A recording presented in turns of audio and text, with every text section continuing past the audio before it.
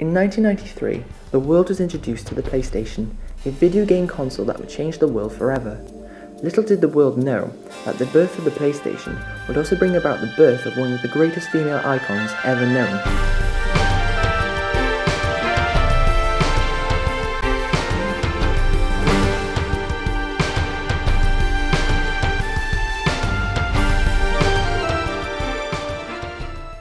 Lara Croft and Tomb Raider was the brainchild of Toby Gard, a designer at Derby studio Core Design, who grew the idea from earlier discarded concepts.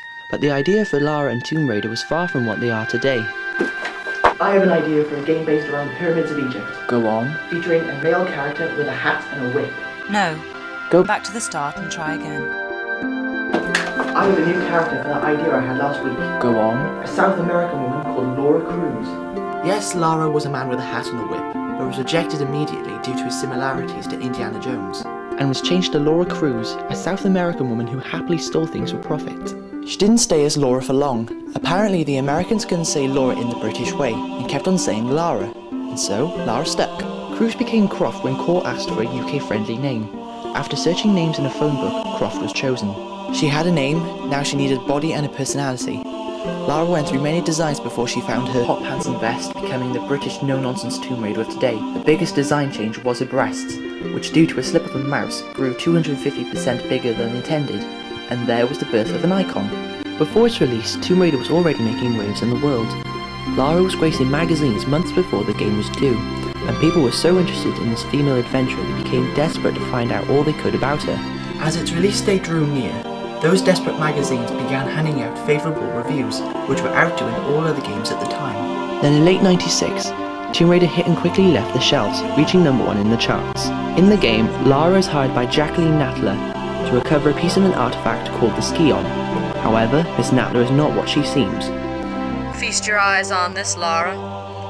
How does that make your wallet rumble? People were amazed by his revolution and couldn't understand why Lara and Tomb Raider became so famous. Even to this day, the reason why has never been uncovered. But there are factors that may have led to its success. Lara was the first female character to feature in a game all by herself.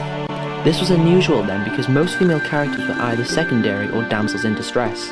Time to give back what you've hijacked off me. Perhaps the true reason was purely marketing. On the cover of Tomb Raider 1 below the title it says featuring Lara Croft. This led many to believe that Lara was a real person, which isn't surprising because Lara was given a convincing backstory. But a stranger thing about Lara's success is that she became both a sex symbol and a role model to boys and girls all over the world. Women wanted to be her and men wanted to be with her. She had an appeal to both genders. Before long, her status as a sex symbol was realised when images of Lara in provocative stances, like the famous birthday suit image, were released. This would later lead to the infamous Nude Raider. Soon after the success of Tomb Raider, a sequel was announced and everyone wanted a piece of Lara. Lara was hitting magazine covers and news outlets all around the world, including The Face, the only video game character to do so. Rona Mitra made her debut as the first official Tomb Raider model to promote the game. In early '97, Toby Gard left Core Design due to creative differences. Tomb Raider 2 was released in the winter of '97, with Lara going in search of the legendary Dagger of Xi'an. Pardon me, if that was just your way of trying the doors for me. Like its predecessor, it reached #1, becoming the best-selling game in the series. Upon its release, it made an impact. Domino's Pizza launched the Oriental Lara Croft Pizza. She appeared in specially made imagery for U2 during their Pop Mart tour, and a succession of merchandising followed in the form of beach towels, chocolate bars, statuettes, and even the mundane mouse mats. This continued right up to the release of Tomb Raider 3, which itself was making an impact before it was released. In October '98, Paramount Pictures unveiled they had bought the rights to make a film based on Tomb Raider.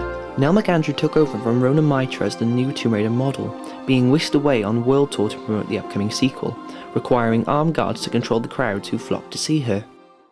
In November, Tomb Raider 3 was launched upon the world, reaching the almighty #1 spot, receiving rave reviews from fans and critics.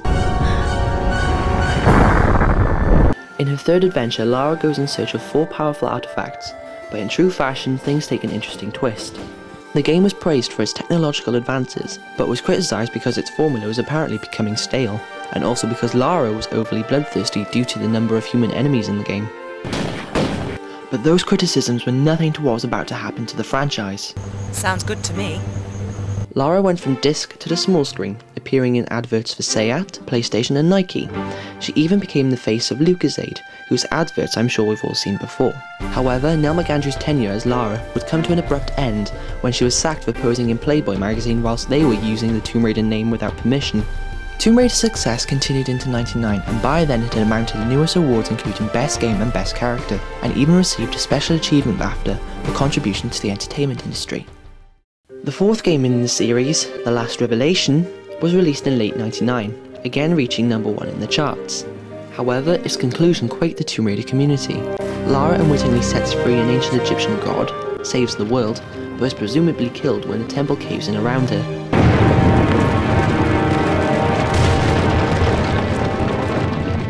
Her apparent death led many to believe that this was the last Tomb Raider game ever, and it seemed that way until the series moved into the millennium. In early 2000s, Paramount Pictures announced that Oscar winner Angelina Jolie would be portraying Lara in the upcoming movie. 2000 was a quiet year for the series.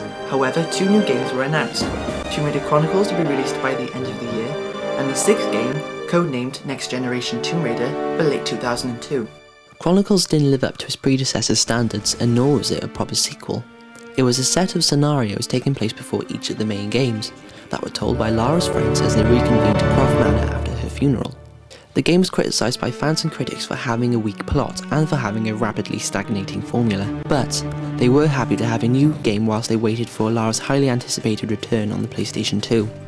In world news, a private memorial service was today held for renowned archaeologist Lara Croft. 'Tis a sad day, Winston. She will live on forever in our hearts.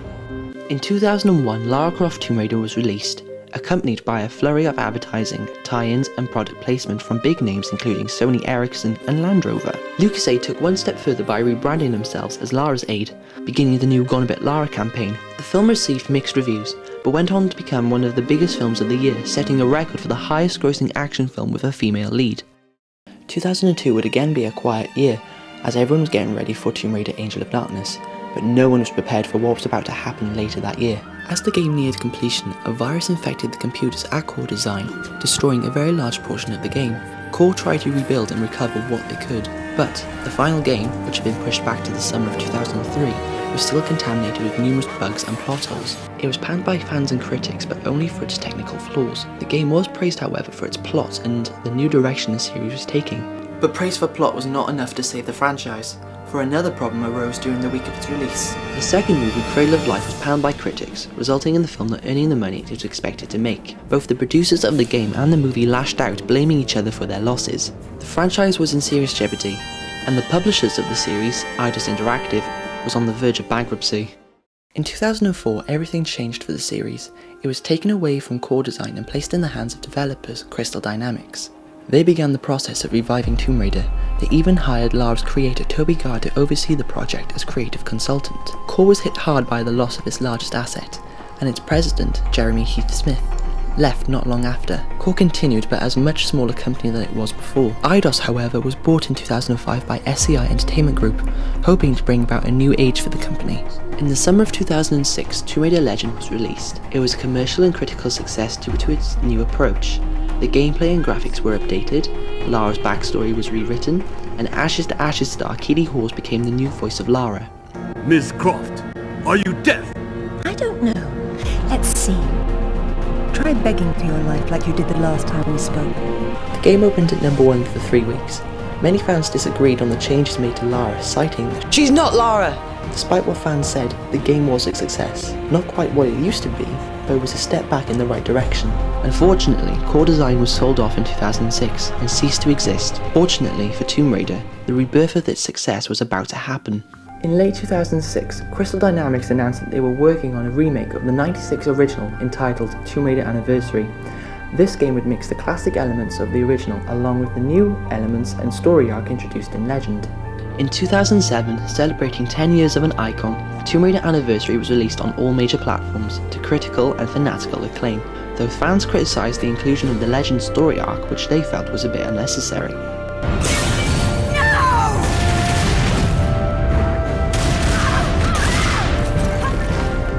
With the success of Anniversary, Crystal Dynamics announced they were working on the next game, Tomb Raider Underworld, due for release in November 2008.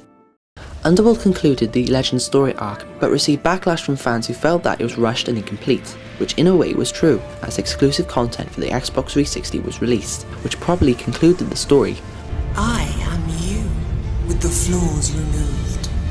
In an interview, the creative director for Underworld, Eric Lindstrom, dismissed claims by former employees that 40% of the game was cut for exclusive content. He said, "We had a production issue that was going to make us miss our ship date, which we could not do. But on the day we made the cut, it was purely for production reasons."